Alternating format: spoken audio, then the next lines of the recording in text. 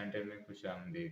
میرا نام ہے اختر علی اور میں آپ کے لیے اسلامی پیغامات کے طور پر شیعوں سے پوچھے جانے والے سوالات کے جوابات تمام حوالہ جات کے ساتھ آپ کی خدمت میں پیش کرنے کے لیے ایک سیزن شروع کیا ہے۔ ہر روز ایک سوال پر ایک ویڈیو اپلوڈ کی جائے گی۔ اپنی رائے کمنٹ میں دے سکتے ہیں۔ تو چلتے ہیں آج کے پہلے سوال کی طرف۔ تو آج کا سوال ہے، کیا زندہ و جاوید پر رونا ماتم کرنا جائز ہے؟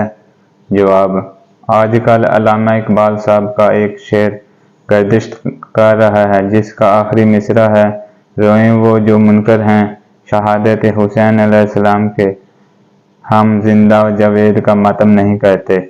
یعنی کچھ لوگ ماتم کے اس لیے بھی خلاف ہیں کیونکہ شہید زندہ ہوتا ہے اور زندہ پر رونا نہیں چاہیے۔ آئیے اب اس پر قرآن سے گفتگو کرتے ہیں، بعد میں سیرت پیغمبر صلی اللہ علیہ وسلم سے ثابت کریں گے اور اس کے بعد فطرت کی روشنی میں ثابت کریں گے، کیونکہ اللہ نے انسان کو فطرت توحید پر خلق کیا ہے۔ اللہ نے دین کو بھی فطرت کہا ہے، اس لیے ضروری ہے کہ فطرت کو جاننے کی کوشش کریں، کیونکہ مولا علی علیہ السلام کا فرمان ہے کہ جس نے اپنے نفس کو پہچانا اس نے اپنے رب کو پہچانا۔ اللہ باری تعالیٰ قرآن میں فرما رہا ہے، آیت 148 النساء پارہ 4 ترجمہ: اللہ اس بات کو پسند نہیں کرتا کہ کسی کو کھلے عام برے لفظوں میں یاد کیا جائے مگر وہ جس پر ظلم ہوا ہو، اور اللہ سننے والا جاننے والا ہے۔ یعنی مظلوم کو حمایت میں اللہ کی اجازت ہے کہ جس نے ظلم کیا ہے اس کو کھلے عام برا بھلا کہا جائے۔ اب ہمارا رونا ماتم کرنا، جلوس نکالنا مظلوم حسین علیہ السلام کی حمایت میں ہے۔ یہ مختلف احتجاجی طریقے ہیں، اس میں کوئی قید نہیں ہے کہ آپ ماتم کیوں کر رہے ہیں، جلوس کیوں نکال رہے ہیں، کیونکہ روتے پیٹتے اور جلوس نکالتے تو مسلمانوں کو دیکھا گیا ہے۔ پاکستان میں کبھی برما میں ہونے والے ظلم پر یہ رو پیٹ رہے ہیں اور کبھی کشمیریوں پر ہونے والے ظلم پر یہ جلوس نکال رہے ہیں۔ تو یہ احتجاجی طریقے ہیں، یہ شریعت کے پابند نہیں ہیں، کیونکہ اللہ نے کھلے عام چھٹی دی ہے کہ مظلوم کی حمایت میں گھر سے نکلو اور ظالم کو برا بھلا کہو۔ اب یہ مسلمانوں کو سوچنا ہے کہ اگر وہ عام مسلمانوں پر ہونے والے ظلم کے خلاف احتجاجی جلوس نکال سکتے ہیں تو پھر وہ مظلوم فرزند رسول صلی اللہ علیہ وسلم امام حسین علیہ السلام کا جلوس کیوں نہیں نکالتے؟ یہی بات یہ ہے کہ شہید چونکہ زندہ ہے اس لیے زندہ پر رویا نہیں جاتا۔ تو آئیے اس کا جواب بھی سن لیں۔ اللہ نے قرآن میں انبیاء علیہ السلام کے وہی قصے بیان کیے ہیں جو ہمارے مذہب پر، ہمارے عمل پر دلائل ہیں، کیونکہ قرآن ہم پر حجت ہے اور اس لیے انبیاء علیہ السلام کے قصے عبث نہیں، اور نہ ہی اللہ کوئی غیر ضروری کام کرتا ہے اور نہ بیان کرتا ہے۔ اللہ وہی بیان کرتا ہے جس کی انسان کو ضرورت ہے۔ اس لیے اللہ نے قرآن میں بار بار فرمایا کہ آخر تم اس میں غور و فکر کیوں نہیں کرتے؟ انبیاء علیہ السلام کے قصے تمہارے لیے ہدایت ہیں، نہ کہ تمہیں انٹرٹین کرنے کے لیے۔ اللہ نے قرآن میں اسے بیان کیا ہے۔ عربی میں اس لیے نہیں پڑھ رہا کہ کوئی غلطی کوتاہی نہ ہو جائے، کیونکہ ویڈیو بناتے دوران کچھ غلطی ہو جاتی ہے تو معذرت۔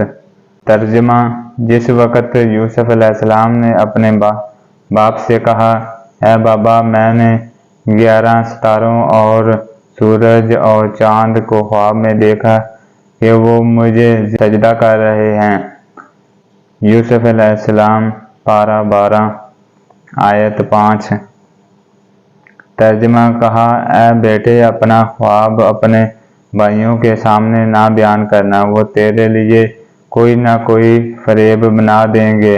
بے شک شیطان انسان کا صریح دشمن ہے۔ آیت 6 یوسف علیہ السلام پارہ 12 ترجمہ: اور اسی طرح تیرا رب تجھے برگزیدہ کرے گا اور تجھے خواب کی تعبیر سکھائے گا اور اپنی نعمتیں تجھ پر اور یعقوب کے گھرانے پر پوری کرے گا، جس طرح کہ اس سے پہلے تیرے باپ دادا ابراہیم علیہ السلام اور اسحاق علیہ السلام پر پوری کر چکا ہے۔ بے شک تیرا رب جاننے والا، حکمت والا ہے۔ 7 ترجمہ: البتہ یوسف علیہ السلام اور اس کے بھائیوں کے قصے میں پوچھنے والوں کے لیے نشانیاں ہیں۔ سورہ یوسف۔ اب جناب یوسف علیہ السلام اپنے باپ سے خواب بیان کر رہے ہیں اور یعقوب علیہ السلام کہہ رہے ہیں کہ اللہ تجھے برگزیدہ کرے گا اور تجھے خواب کی تعبیر سکھائے گا اور اپنی نعمتیں تجھ پر اور آل یعقوب پر پوری کرے گا، جس طرح کہ اس سے پہلے تیرے باپ دادا ابراہیم اور اسحاق پر پوری کر چکا ہے۔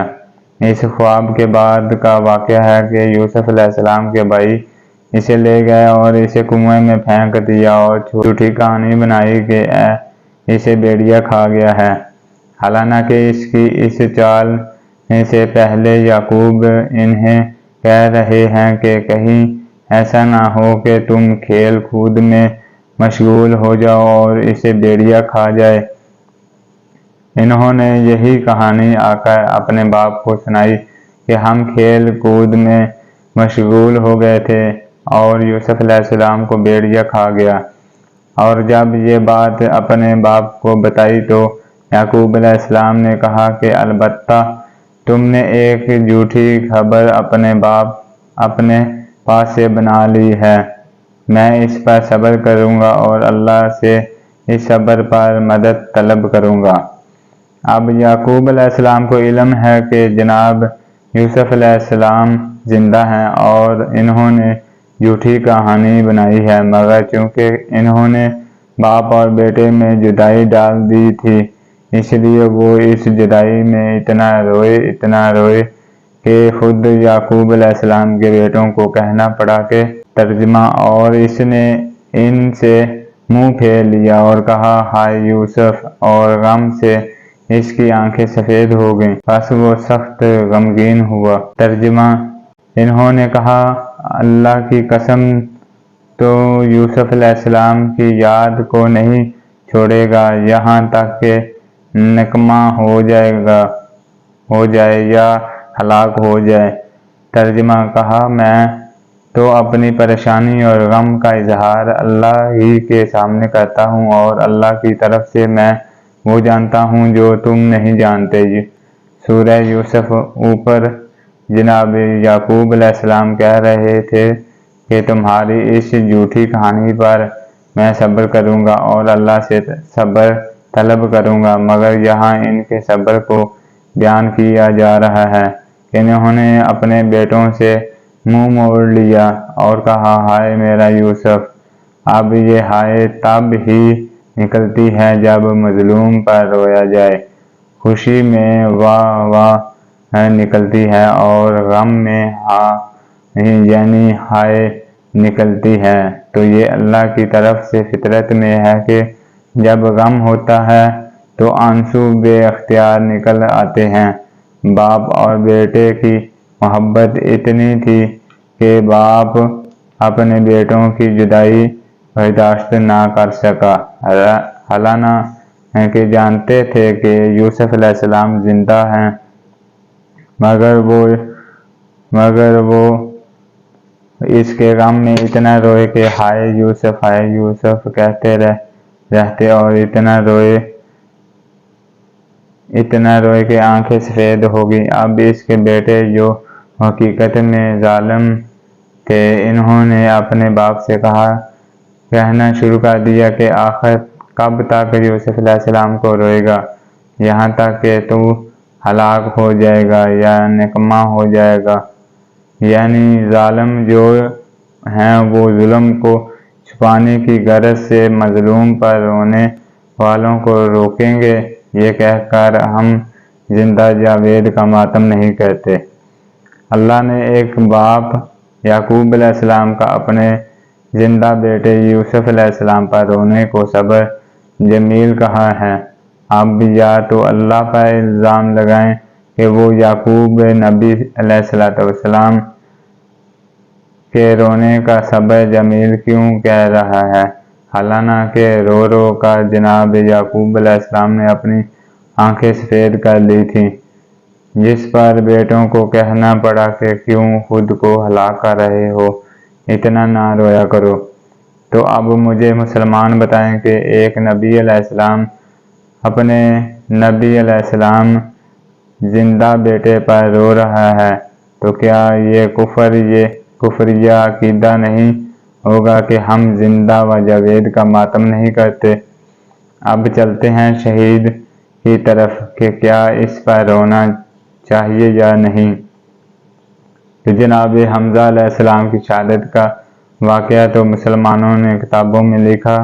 رسول اللہ صلی اللہ علیہ وسلم نے خود عورتوں کو بھیجا تھا کہ جناب حمزہ علیہ السلام پر روئیں اور ان کے لیے دعائے خیر بھی کی تھی۔ طبقات ابن سعد محمد بن سعد المطوفی 230 ہجری حصہ اول اخبار النبی صلی اللہ علیہ وسلم صفحہ 280۔ امام حسین علیہ السلام کی شہادت کی خبر کسی بھی سنی عالم سے سن لیں، وہ یہی کہے گا کہ جبریل علیہ السلام نے رسول اللہ صلی اللہ علیہ وسلم سے فرمایا تھا کہ آپ صلی اللہ علیہ وسلم کا یہ نواسہ علیہ السلام کربلا میں پیاسا شہید کیا جائے گا، اور آپ صلی اللہ علیہ وسلم نے جب یہ خبر سنی تو اتنا روئے کہ ریش مبارک آنسوؤں سے تر ہو گئی تھی۔ کیا رسول اللہ صلی اللہ علیہ وسلم شہید نہیں ہیں؟ اگر انہیں شہید نہ کہا جائے تو شہادت جیسے عظیم رتبے پر کیسے فائز ہوں گے؟ تو خود عائشہ رسول اللہ صلی اللہ علیہ وسلم کی شہادت پر ماتم کرتی اور روتی ہوئی نظر آئیں۔ کتاب مسند احمد حدیث نمبر 26880۔ رہی بات فطرت کی، تو اللہ نے فطرت میں رکھا ہے کہ مظلوم پر آنسو بہائے جائیں۔ آپ اگر ٹی وی پر دیکھیں کہ کسی بچے پر ظلم ہو رہا ہے تو بے اختیار آنسو نکل آتے ہیں، حالانکہ ہم جانتے ہیں کہ یہ ڈرامہ کی حد تک ہے، مگر پھر بھی آنکھوں سے آنسو نکل آتے ہیں کیونکہ یہ فطرت میں شامل ہے۔ ہائے کربلا کا وہ ننھا شہید جسے اس کے باپ کے ہاتھ پر ایسے تیر سے ذبح کیا گیا جو تیر جانوروں پر چلائے جاتے ہیں۔ کربلا میں آل محمد صلی اللہ علیہ وسلم کی لاشوں کو پامال کیا گیا۔ بعد از شہادت حسین علیہ السلام جشن منایا گیا، شرابیں پی گئیں اور خوشی منائی گئی۔ شہداء کے سر ان کی مستورات کے سامنے کاٹے گئے تو کیا وہ اس وقت روئی نہیں ہوں گی؟ کتابوں میں درج ہے کہ شہادت حسین علیہ السلام کے بعد آسمان سے 40 دن تک خون کی بارش ہوتی رہی۔ سورج گرہن لگ گیا، زمین نے خون اگلنا شروع کر دیا، تو کیا یہ سب اللہ کی طرف سے نہیں تھا؟ جب یہ سارے معجزات اللہ کی طرف سے تھے تو پھر ماننا پڑے گا کہ اللہ خود مظلوم علیہ السلام کے غم میں اشک بہا رہا ہے۔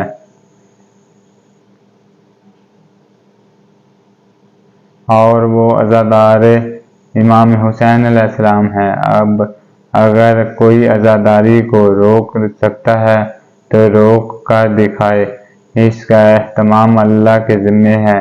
اس نے قرآن میں کہا ہے کہ تم میرا ذکر کرو، میں تمہارا ذکر کروں گا۔ اللہ ذکر حسین علیہ السلام کو باقی رکھے ہوئے ہے۔ سلام ہو ان چہروں پر جن پر غم حسین علیہ السلام نے آنسو بہتے ہیں۔ سلام ہو ان داغوں پر جو سینوں پر مظلوم کے احتجاج میں ماتم کی وجہ سے بنتے ہیں۔ لوگ کہتے ہیں کہ جو تم روتے ہو، ماتم کرتے ہو، زنجیر کرتے ہو، ہائے وائے کرتے ہو، قرآن میں دکھاؤ کہاں لکھا ہے؟ تو میں تمام مسلمانوں سے پوچھتا ہوں کہ شراب حرام ہے، قرآن میں لکھا ہے، جوا حرام ہے، قرآن میں لکھا ہے، چوری حرام ہے، قرآن میں لکھا ہے، زنا حرام ہے، قرآن میں لکھا ہے، لیکن مجھے کوئی ایک آیت دکھا دے جس میں لکھا ہو کہ ماتم حرام ہے، میں آج ماتم چھوڑ دوں گا۔ کہتے ہیں دکھاؤ کہاں لکھا ہے؟ 7واں پارہ کھولو، پہلی آیت دیکھو۔ میرا اللہ فرماتا ہے کہ آیت 83 سورہ المائدہ پارہ 7 ترجمہ کہ جب وہ سنتے ہیں جو اتارا گیا ہے رسول صلی اللہ علیہ وسلم کی طرف تو وہ حق پہچان کر رو رہے ہوتے ہیں۔ رونے کی آیت ہے۔ حق کو پہچان کے رونا قرآن سے ثابت ہے۔ کہتے ہیں رونا تو جائز ہے، لیکن یہ جو ماتم ہائے وائے کرتے ہو کہاں لکھا ہے؟ تو 6واں پارہ کھولو، پہلی آیت دیکھو۔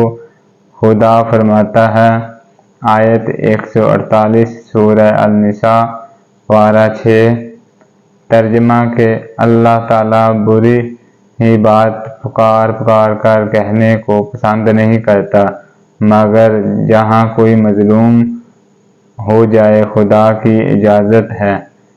کیوں میرے عزیز حسین علیہ السلام مظلوم ہیں یا نہیں؟ اگر حسین علیہ السلام مظلوم ہے تو ہمیں رو لینے دیں، ماتم کر لینے دیں۔ اگر مظلوم نہیں تو ہم نہیں روتے۔ امید ہے کہ آپ کو سوال کا جواب مل گیا ہوگا۔ کمنٹ میں اپنی رائے سے آگاہ کر سکتے ہیں۔